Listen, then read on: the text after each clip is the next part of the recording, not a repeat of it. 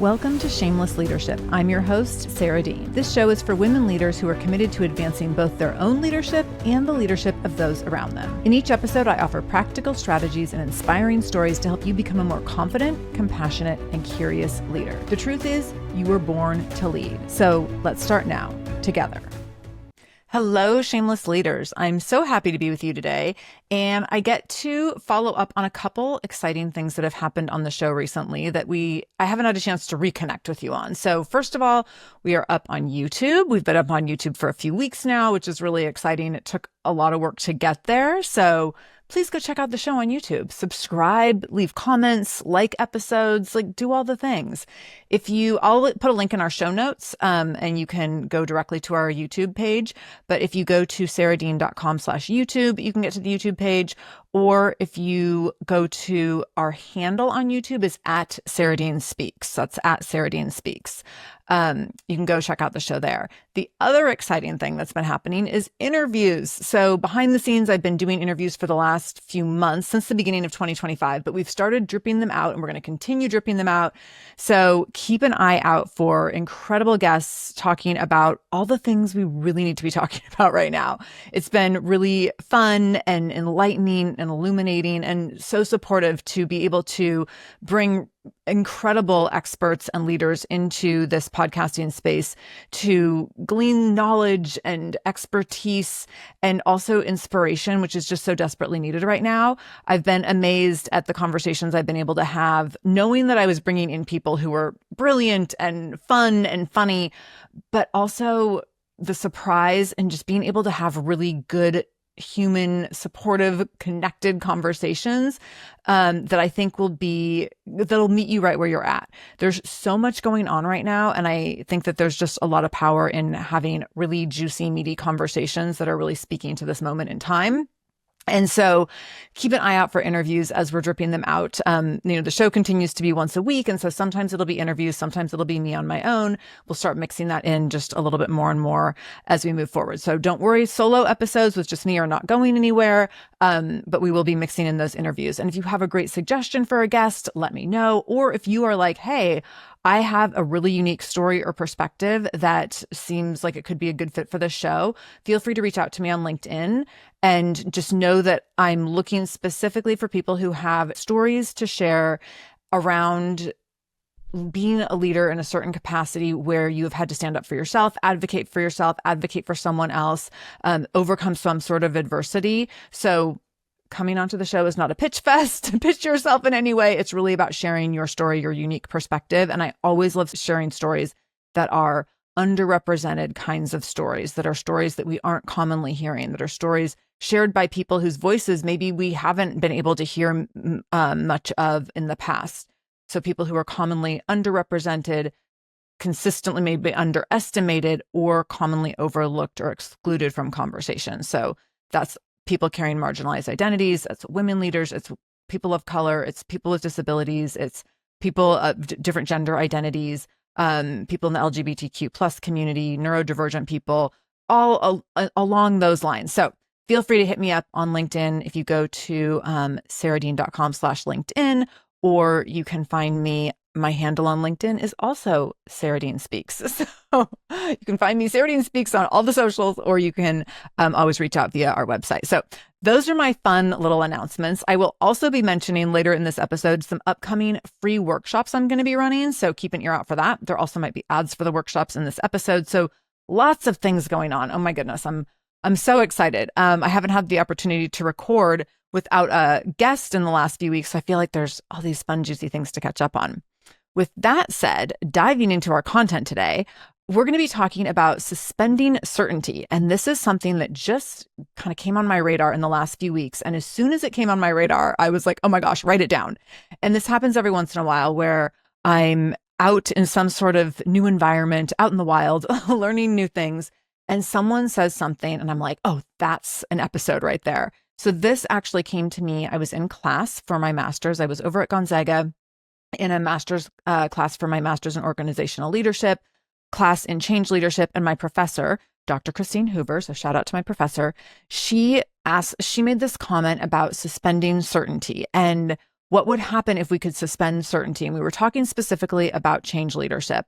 And so as we talked about it in the context of change leadership, it was really interesting to think this through. But I also thought about this in terms of how this impacts us as leaders and also how this impacts us as just a human race going through a troubling time. And so I want to talk today about the gifts of suspending certainty. I'm also going to dig into what this even means. What does it mean to suspend certainty?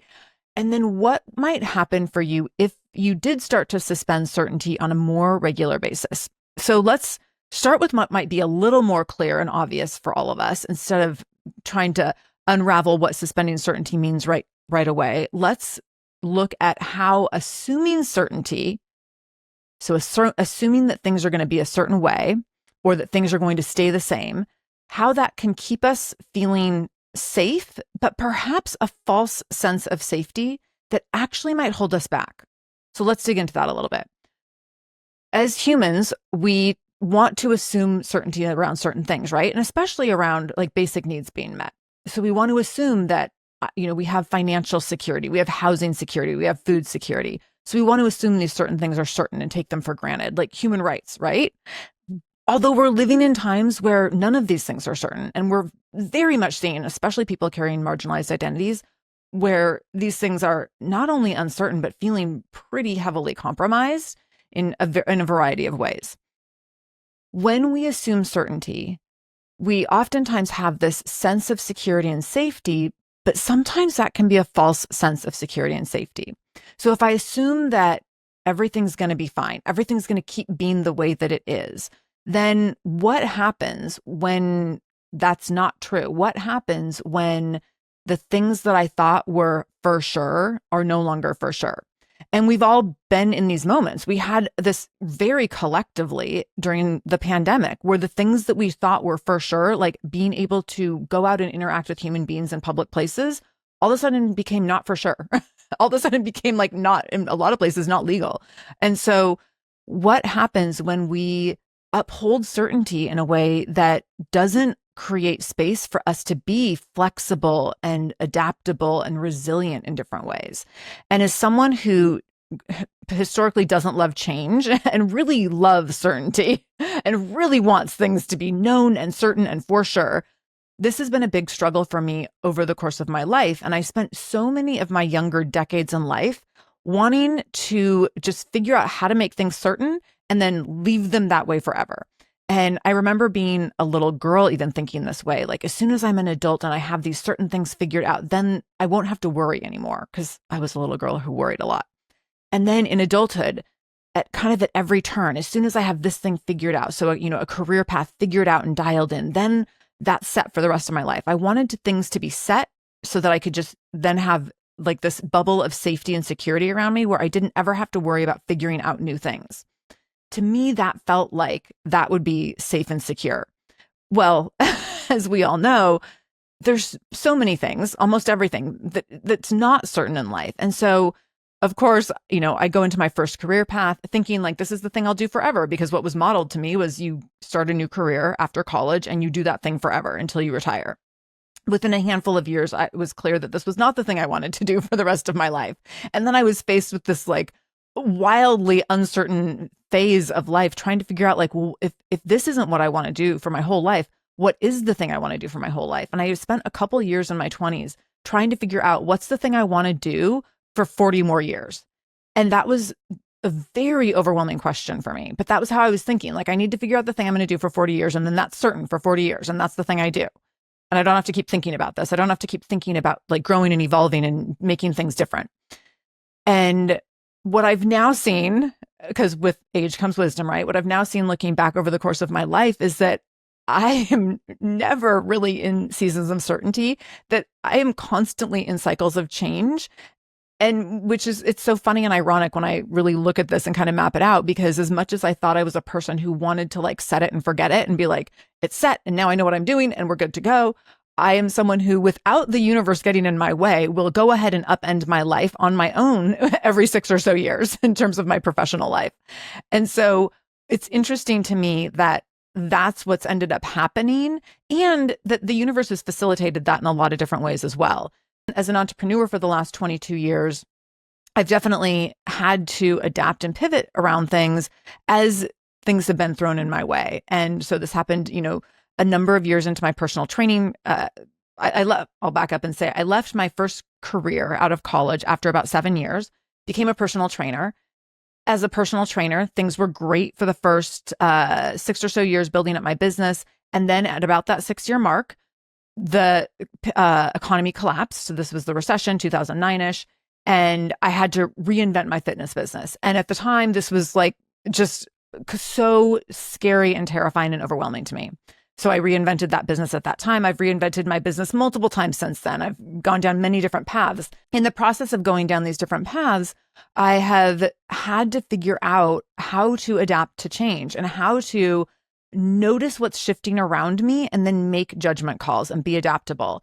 And what I've learned is that this false sense of safety when we assume certainty is false. It's not real, and it can be changed in any given moment, which is what we're seeing right now. It's what we've been seeing since 2020, really universally, but we're seeing it again.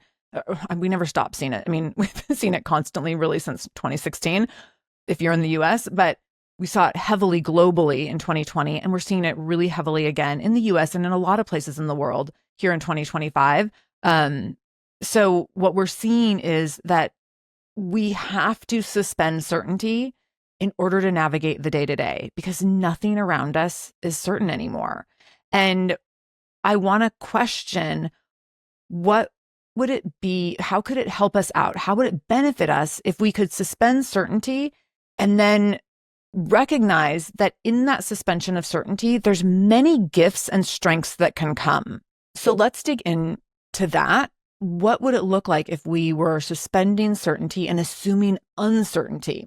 So this doesn't mean that we need to be on high alert mode or in fight or flight mode at any given time, because we can decide that we are adaptable people and then have systems and processes and mindsets in place that allow us to shift gears as needed. So when we do this, if we were to suspend certainty and assume uncertainty on a more regular basis, I believe that we would improve our curiosity. And there's so many gifts of improving curiosity. When we improve curiosity, when we increase curiosity, we're constantly looking around and recognizing like, should this be this way? Does it need to be this way? Is there a better way? Is there something I'm not thinking of? Is there an opportunity to think outside of the box here? Is there a way for me to show up differently or meet my needs or someone else's needs in a different way? So that curiosity can drive energy and momentum and create innovation and can create a lot of great progress and momentum moving forward.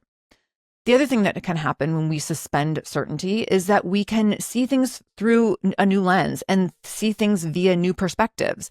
And when we have those new perspectives and we can see, I hadn't thought about it that way, or I hadn't looked at it through that lens, all of a sudden we see options and opportunities and potential and possibility in ways that we hadn't seen before. And that gives us a sense of power, because one of the things that can happen, and has definitely happened to me, when things that I thought were certain are no longer certain, panic can set in. Like, oh my gosh, I thought I could count on this and now I can't. And what does that mean? I'm not prepared. And if we are able to open ourselves up to see things through different lenses and to see new perspectives, we often, instead of feeling panic in a given moment and thinking, oh my gosh, I don't know where to go from here, we can instead see, maybe I didn't see this coming, but now I can see through this angle how maybe I can make this work for me. And I've had to do this so many times in my profession where like something starts coming at me and I'm like, oh, I didn't plan for this. And I'm initially mad. Like, let's be real. I'm a little mad. I'm a little upset. There might be some rage, but like I might be like, I'm too tired for this right now. I wasn't expecting change. I'm not prepared. Didn't ask for this. Don't really want it.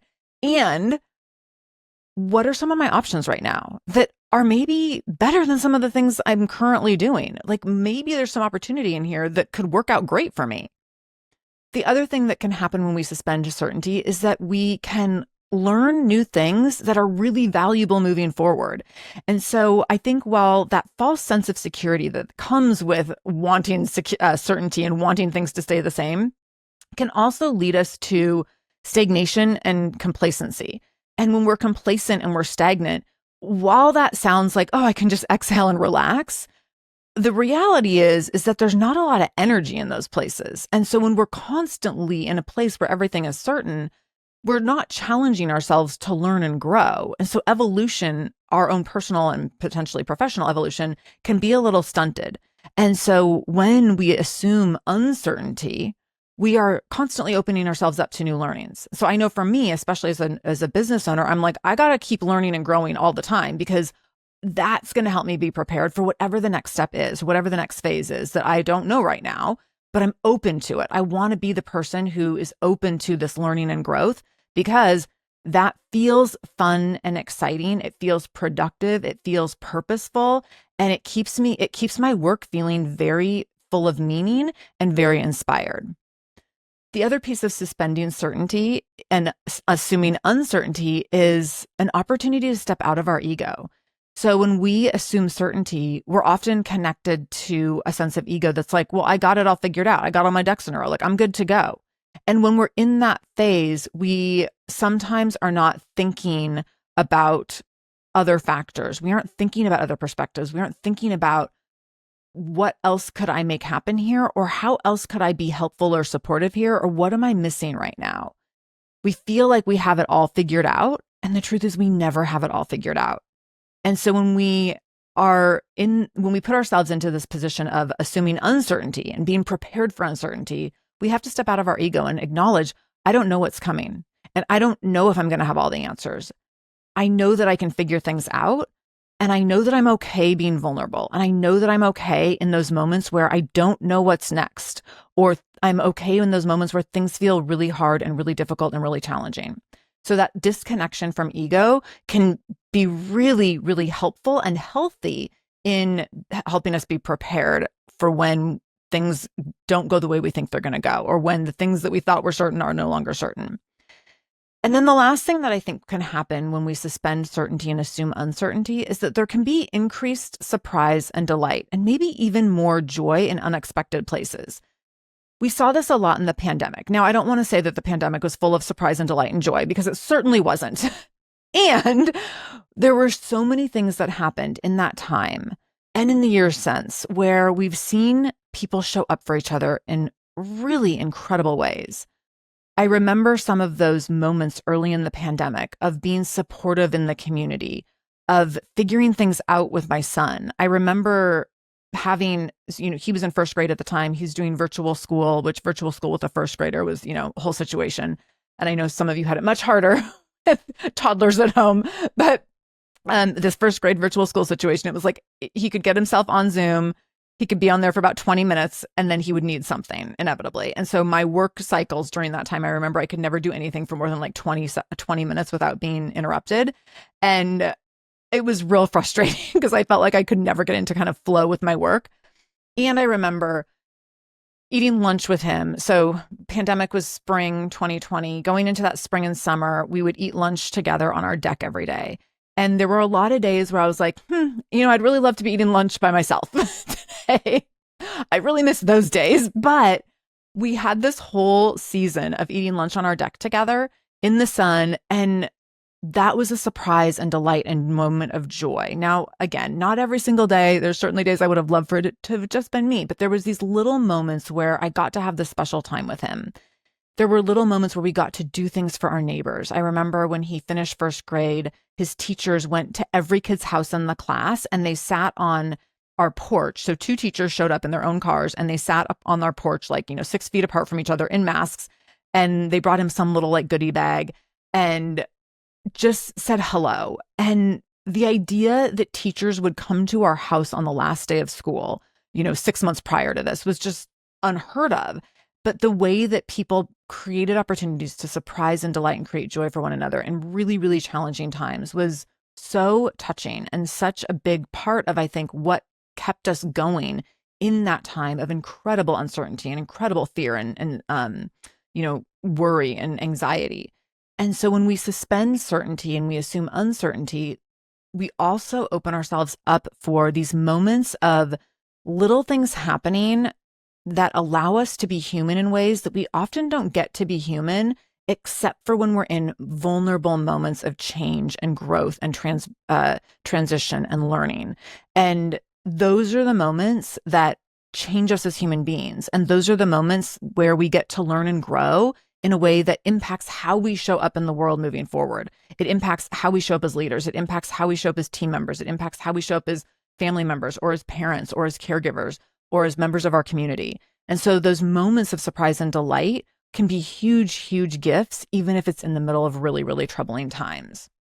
So when we think about suspending certainty and really assuming uncertainty and assuming that like there's going to be so many things now and moving forward, no matter what direction the world goes, that are uncertain. And the things that sometimes we think are the most secure and stable and certain become no longer that way. And I can say this after, my husband was laid off 2 years ago, and it came about really, really suddenly.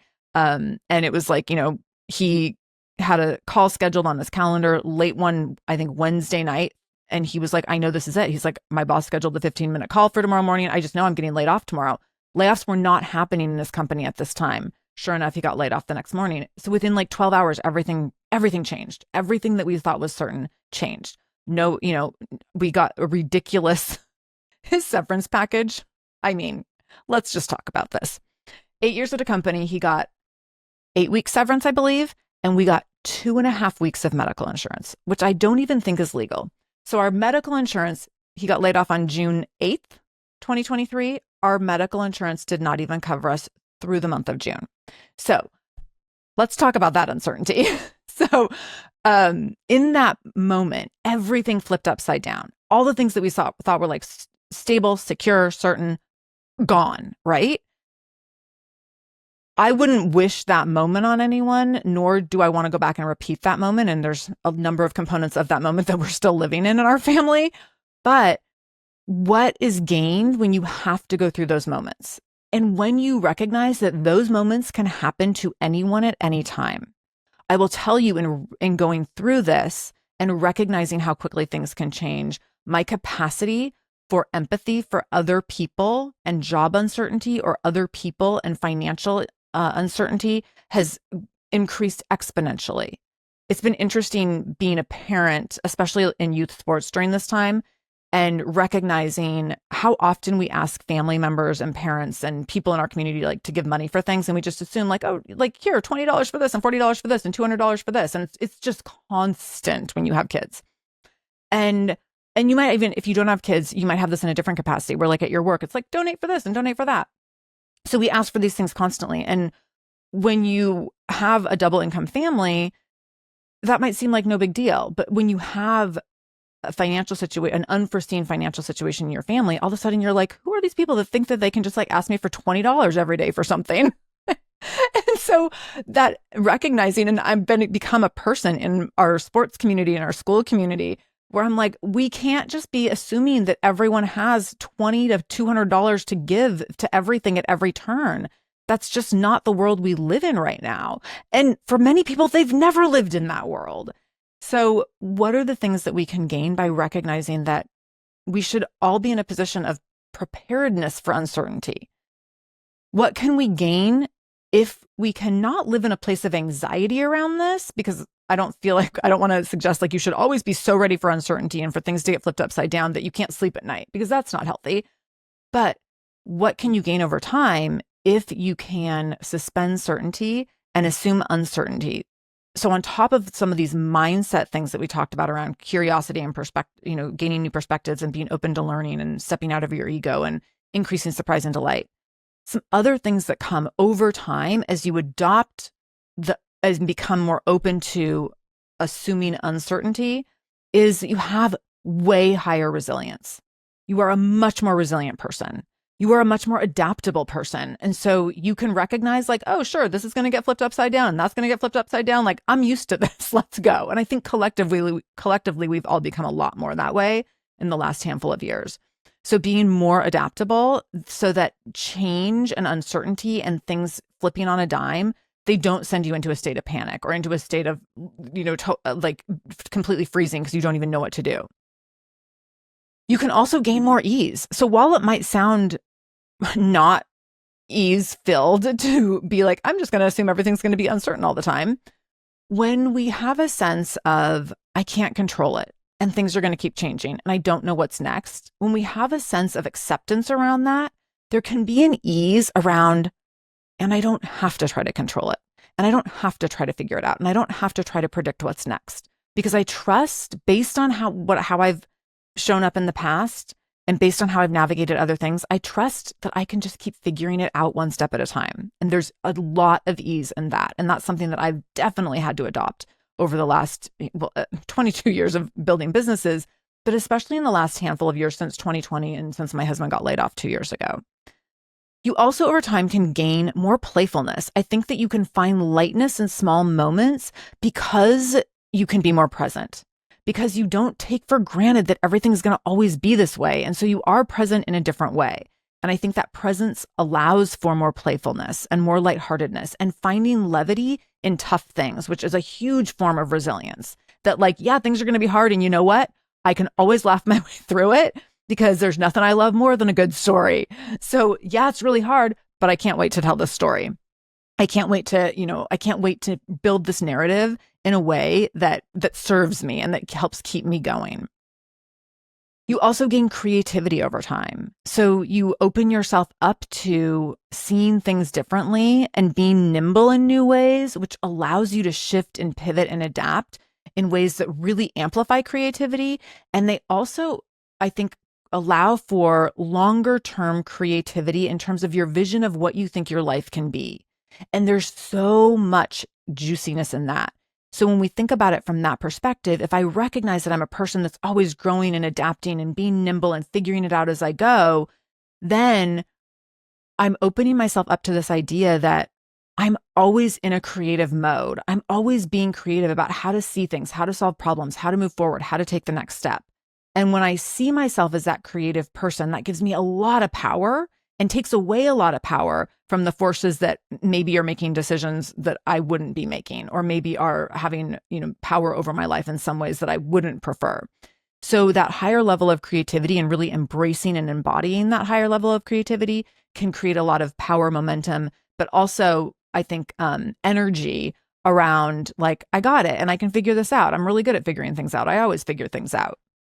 I'm good at putting pieces together. I'm good at finding the next step. I'm good at being resilient and resourceful and getting scrappy when I need to.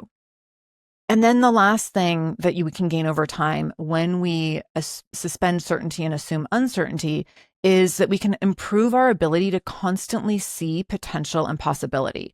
And when we can constantly see potential and possibility, then we are so much less likely to fall into hopelessness, and so much more likely to continue to believe that there's good things out there coming for us, and that we can make good things happen, and that the universe has our back, and that no matter what happens, that we are humans that are full of potential, and we are individuals that are full of potential, and that we can always find other options.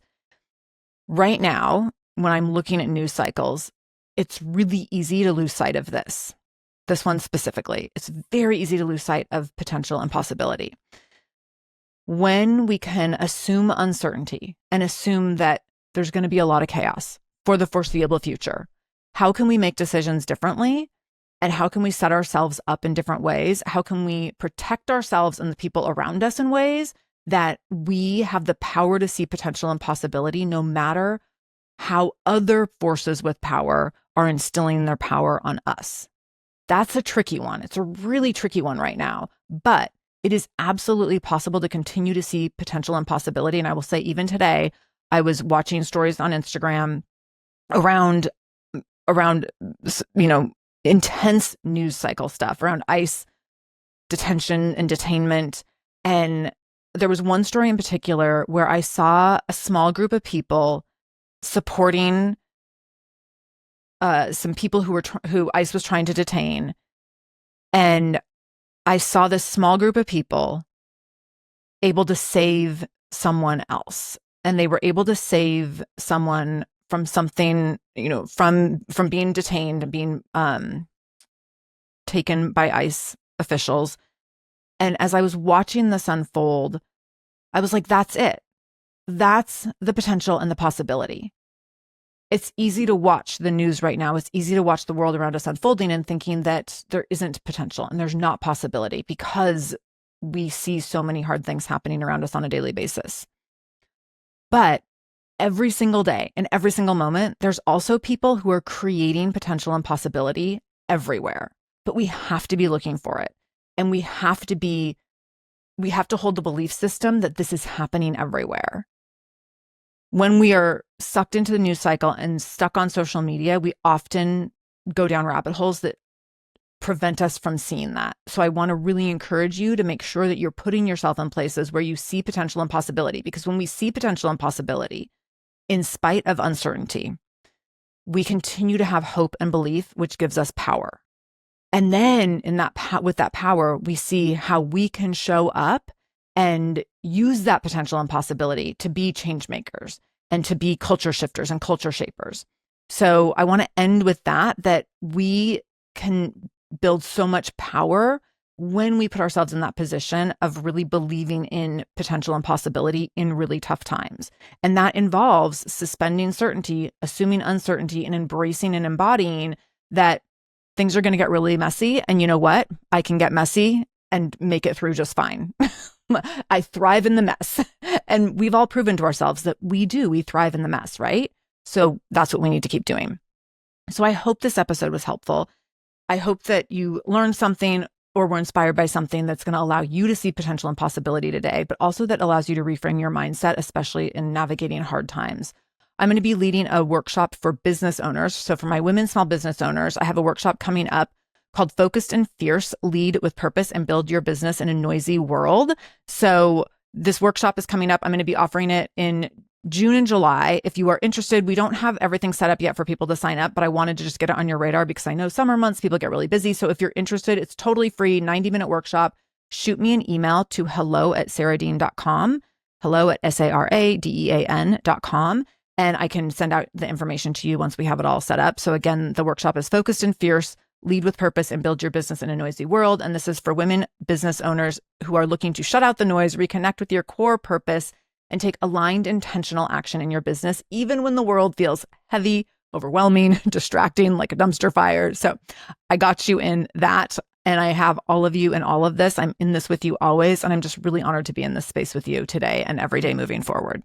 Thank you for allowing me to spend time in your ear today. If you liked this episode, be sure to subscribe to this channel. To learn more about my speaking, training, and coaching services, visit saradean.com. That's SARADEAN. I would also love for you to connect with me on LinkedIn at saradean.com/LinkedIn or on Instagram at saradeanspeaks. I love hearing from my listeners. Thank you for showing up for yourself today. I see you, I hear you, and I'm holding space for you today and every single day.